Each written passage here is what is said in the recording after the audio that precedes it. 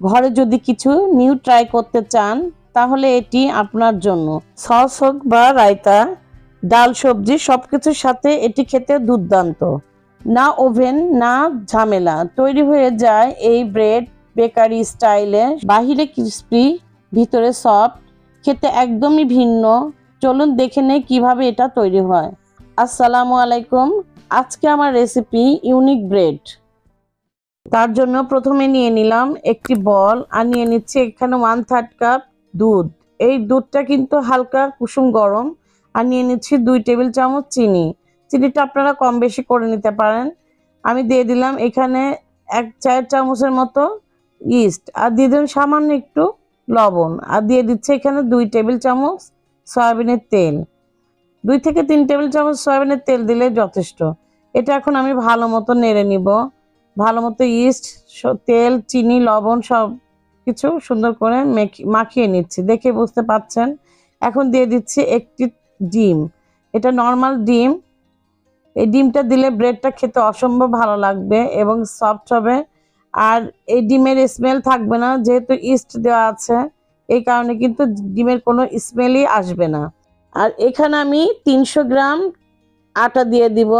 একবারে দিব না, অল্প অল্প করে দিয়ে এটা মাখিয়ে নিব। একবারে দিলে লাম্পস হতে পারে, কেননা দুধটা একটু হালকা কুসুম গরম ছিল। আর এভাবে করে 300 গ্রাম আটা আমি অল্প অল্প করে দিয়ে দেখুন প্যাচুলার সাহায্যে এভাবে মাখিয়ে নিচ্ছি। আপনারা চাইলে হাত দিয়েও করে নিতে পারেন। আমি শেষে অবশ্য হাতই লাগানো লাগবে। দেখুন এভাবে করে খুব সুন্দরভাবে মাখিয়ে নিলাম। এখন শেষের অবশিষ্ট আটাটুকু দিয়ে দিলাম। আর অবশ্যই 300 গ্রাম আটা দিতে হবে, আপনারা চাইলে কম বেশিও করতে পারেন। এখন আমি সুন্দর করে হাত দিয়ে মাখিয়ে নিব। এখন আমি ভালো মতো দেখুন মাখানো শেষ। এটা আমি ঢেকে রাখবো 1 ঘন্টার জন্য। ইস্ট ভালো হলে কিন্তু অল্প সময়তে এটা রাইস হয়ে যায়। দেখুন আমার সুন্দরভাবে এটা রাইস হয়ে গেছে। আমি বাতাসটা বের করে নিলাম। আবারও এই আটাটা ভালো মতো মধে নিব। একটু ভালো মতো মধে নিলে আর দেখুন কত সুন্দর সেট হয়ে গেছে এবং ডোরটা কিন্তু অনেক নরমই আছে। কিন্তু এই ডোরটা কিন্তু হাতে লেগে আর যাবে না। আর যদি হাতে লেগেও যায় আপনারা একটু তেল হালকা হাতের সাথে লাগিয়ে নিয়ে এটা মধে নিতে পারেন। দেখুন আমার এখানে মোটামুটি মাখানো শেষ। আমি এখন বড় সারফেসের উপর নিয়ে নিলাম। আর আরেকটু 2 হাতে তেল নিয়ে দেখুন ঠিক এভাবে করে মধে নিতে হবে। তাহলে পাউরুটিটা খুব সুন্দর ফ্লাফি হবে, সফট হবে। মাখানোর মধ্যে কিন্তু পাউরুটি ফ্লাফি এবং সফট হয়, ভালো মতো ফোলেও। এজন্য চেষ্টা করবেন ভালো মতো মধে নিতে। এখন আমার মধে নেওয়া ভালো মতো শেষ। আমি সুন্দর করে এভাবে করে 2 ভাগে ভাগ করে নিব।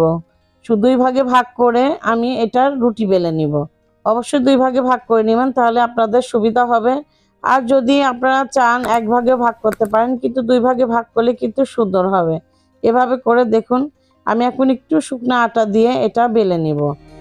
দেখুন আমি রুটির মতো করে বড় করে বেলে নিয়েছি। আর এই থিকনেসটা একদম নান রুটির মতোই হবে, না অতিরিক্ত পাতলা না অতিরিক্ত মোটা। একদম নান রুটি যেমন আমরা বেলি ঠিক ওরকম করে বেলতে হবে, দেখে বুঝতে পাচ্ছেন।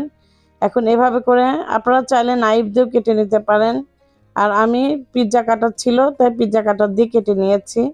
এইভাবে করে পিস পিস করে কেটে নিলে কিন্তু এটার ডিজাইনটা দিতে সুবিধা হবে। এভাবে করে আপনারা ছোট বড় করতে পারেন। আমি এভাবে করে মাপ মতো একটু কেটে নিলাম।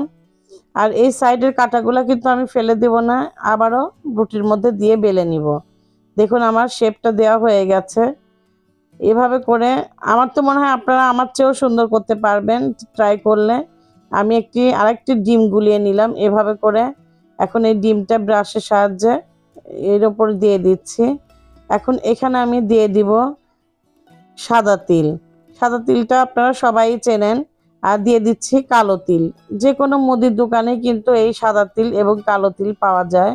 আর যদি আপনাদের কালো তিল নাই থাকে অ্যাভেলেবল, তাহলে আপনারা কালো জিরাও অ্যাড করতে পারেন। আমি এখন এগুলা ডিমের উপরে দিয়ে দিলাম। আর দেখুন একটি করে ধনিয়ার পাতা এভাবে করে, যেহেতু ডিম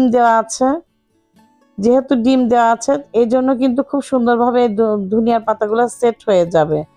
এভাবে করে চেপে চেপে দিয়ে আমি এটা ডিজাইন করি। আর একটি টমেটো কেটে নিয়েছি আর এভাবে করে চাপ দিয়ে, আর টমেটোটা অবশ্যই কোনো কিছু দিয়ে শুকনা করে নিতে হবে, যেমন কিচেন টাওয়েল হোক আর যে কোনো কাপড় হোক দিয়ে, সুতি কাপড় দিয়ে আপনারা সুন্দর শুকনা করে নেবেন। আর এভাবে করে আমি দেখুন দিয়ে একটু তিল উপরে দিয়ে একটা ডিজাইন আমার অলরেডি হয়ে গেল। দেখেই বুঝতে পারছেন কতটা সুন্দর হয়েছে। দেখলে কিন্তু করার ইচ্ছা হবে এবং এটা করে খেলে বুঝতে পারবেন হ্যাঁ এর কতটা সুন্দর স্বাদ। আর আমি সবগুলা করে আপনাদের দেখালাম। এখন আমি চলে যাব সরাসরি চুলার কাছে। আমি চুলার উপর আগে থেকে দেখুন বড় একটি কড়াই বসিয়ে নিয়েছি সুবিধার জন্য। আপনারা চাইলে দেখুন আমি ডবল কিন্তু দিয়ে দিলাম, বড় কড়াই দেওয়ার উদ্দেশ্যে কিন্তু ডবল হবে। এভাবে করে ডবল দিয়ে দিলাম তাহলে সুবিধা হবে। আপনারা চাইলে পাতিল বা সসপ্যান যেটাতেই হোক করে নিতে পারেন। আমার কিন্তু অলরেডি দুইটা একবারে হয়ে গেল। এটা 15 থেকে 20 মিনিটে কিন্তু হয়ে যায় খুব দ্রুতই। আর চুলার আঁচটা মিডিয়াম রেখে করে নেবেন, তাহলে দেখবেন 15 থেকে 20 মিনিটে কালারটা চলে এসেছে। সবগুলা করে দেখাচ্ছি। দেখুন আজকে তৈরি হয়ে গেল আমার অনেক সুন্দর রেসিপি। অবশ্যই একবার হলে বাসায় ট্রাই করবেন। কেমন লেগেছে কমেন্ট বক্সে অবশ্যই জানাবেন। ভালো লাগলে অবশ্যই একটু লাইক করবেন। ছোট থেকে বড় সবারই কিন্তু খুব পছন্দ হবে। আর আপনারা নতুন হলে আমার চ্যানেলটিকে অবশ্যই একটু সাবস্ক্রাইব করে দিবেন। সুস্থ থাকবেন, ভালো থাকবেন। পরের ভিডিওতে আবারও দেখা হবে। আজকে এ পর্যন্ত। আল্লাহ হাফেজ।